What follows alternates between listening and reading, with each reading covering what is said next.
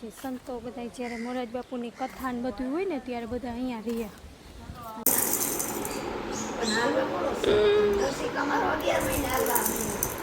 જો અમે નીકળી ગયા છીએ હવે સગાઈમાં જવા માટે. વાગ્યા છે 8:30. ચાલો જઈએ. અહીંયા તો એટલો બધો વરસાદ નથી એટલે કાંઈ બીજો કંઈ પ્રોબ્લેમ નથી. ફટાફટ પહોંચી જશું.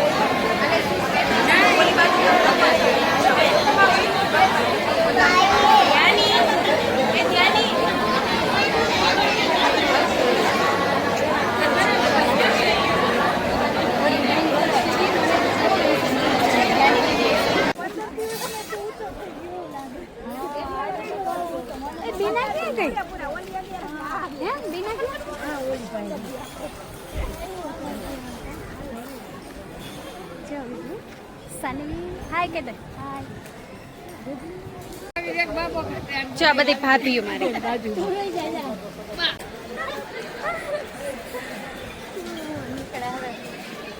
મસ્ત વાતાવરણ આવે છે સરસ. આ બધા બહાર જ બેઠા છે બધા.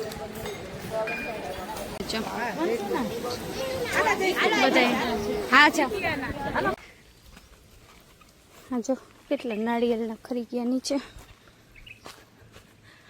આટલા વૈધા હવે પાછા નાળિયેર. મગફળી જો કેવી મસ્ત થઈ ગઈ હવે. આની પહેલાં જ્યારે આવ્યા હતા ને ત્યારે હાવ નાની નાની હતી.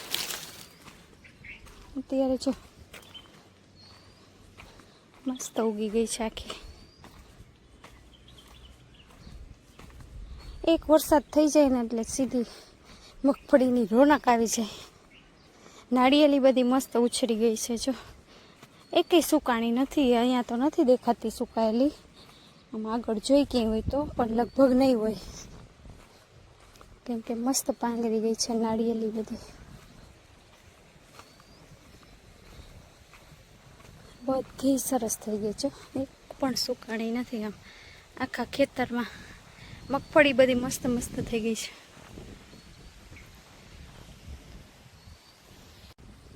કેટલું રિસ્ક લઈને ખેડૂતને બધું વાવવું પડે. જો વરસાદ ન થયો હોય તો ઘણા એમને સૂકામાં વાવી દે અને રાહ જોતા હોય વરસાદનો. જો થઈ જાય તો વાંધો ન આવે. જો ન થાય તો બધું બી નકામું જાય કેમ કે કંઈ ઉગી ન શકે. જમીનની અંદર જ બધું બફાઈ જાય એટલે બી પાછું ના થાય. વળી નવું બી વાવવું પડે એટલે રિસ્ક લઈને બધી ખેતી કરવી પડે. પાણી તો હોય નહીં તો આપણે પાઈ શકીએ. ચાલો લીંબુ કેવા મસ્ત એવા છે કાકાના. અમારે મસ્ત એવા છે. જો આમાંય સરસ છે. અત્યારે ચોમાસામાં લીંબુ મસ્ત હોય બાકી બધાને.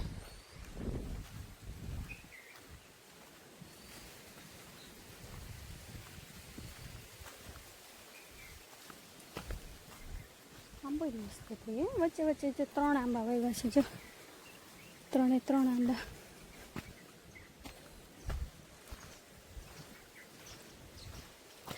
આંબો હવે સરસ થઈ ગયો છે. આમાં નાળિયેલું છે આવ્યા છે. એક બાજુ સુકાઈ ગયું પાછું જોઈ. એક બાજુ આવ્યા છે. આમાં તો જો બહુ બધા આવ્યા છે. ફાલ તો જો પણ આમાં બધા રહ્યા નહીં. આમાં અડધા છે ને સુકાઈ જાય.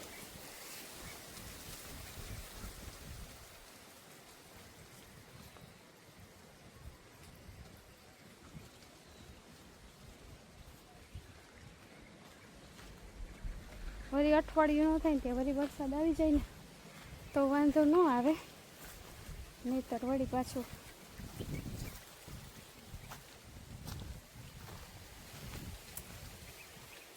જમીન મંડે સુકાવા.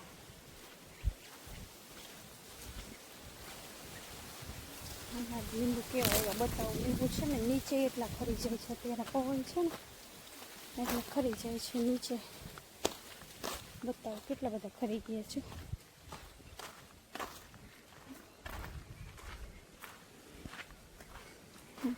નીચે ખરવા માંડ્યા છે. લાકડી લઈ લો. મસ્ત મસ્ત છે, પીળા મસ્ત થઈ ગયા છે. ઉપર બહુ બધા છે લીંબુ.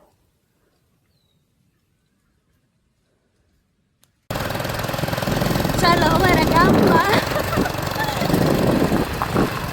અમારા એટલો વરસાદ નથી થોડો લાગે છે. વરસાદ નથી અહીંયા, પણ આમ સારું છે વાતાવરણ. માને છે અમારા એ રોડના બધા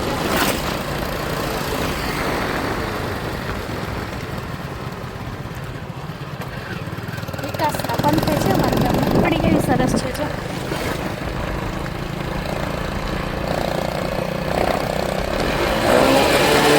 શું કરે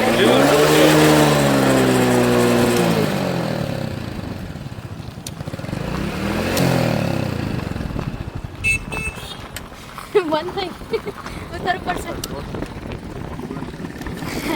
ગાડી વચ્ચે ઊભી રહી.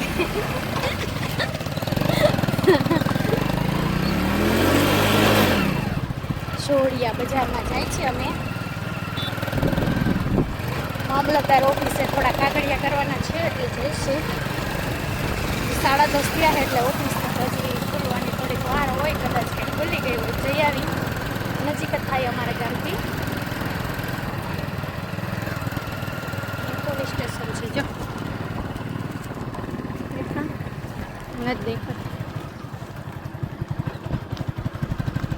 અહીંયા આયુર્વેદિક હોસ્પિટલ બહુ સરસ કામ છે. સિવિલ કોર્ટ છે ને એની બાજુમાં હોસ્પિટલ. આ તાલુકા પંચાયત છે. હા, હોસ્પિટલ હવે આવશે. ઓલા બાજુ આગળ થોડીક આવશે. આ બધું બહાર જ આવી ગયું. મામલતદાર તો આ લખેલું રહ્યું અહીંયા જ છે.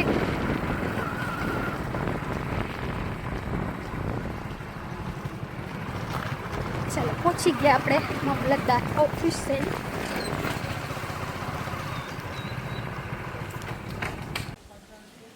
વર્ષો પહેલાંની છે આ રામવાડી. અહીંયા જોડિયામાં આવેલી છે. અહીંયા હવે તો બધા મંદિરમાં રહે છે. અહીંયા સંતો ને બધા મોટા મોટા સંતો. અને અહીંયા ભોલે બાબાનું મંદિર છે. પછી સંતો બધા જ્યારે મોરાજ બાપુની કથા ને બધું હોય ને ત્યારે બધા અહીંયા રહે. અને અહીંયા મોરાજ બાપુ કથા કરવા અહીંયા આવે છે. જો આ મંદિર બહુ મસ્ત છે ને. રહેવા માટેની સરસ સુવિધા છે. તો અહીંયા જોડિયા આવ્યા હતા તો કહ્યું ચાલો અહીંયા જઈએ. કેટલી મોટી વિશાળ જગ્યા છે આજે.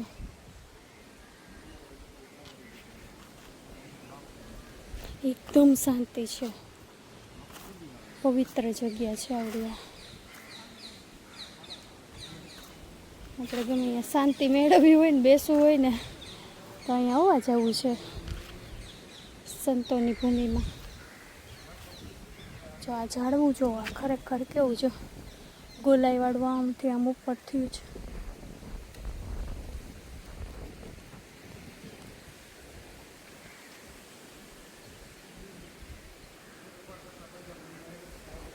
આ વડે કેટલો વર્ષો જૂનો છે આ વડ.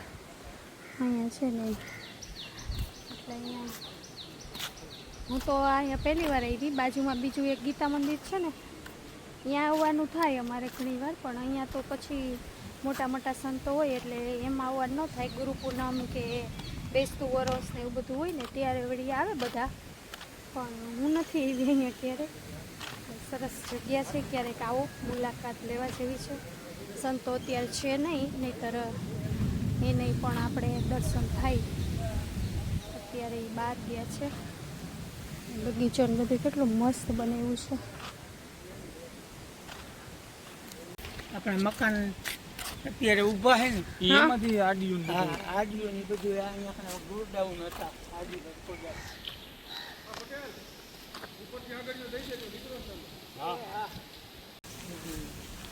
ભલે બાબા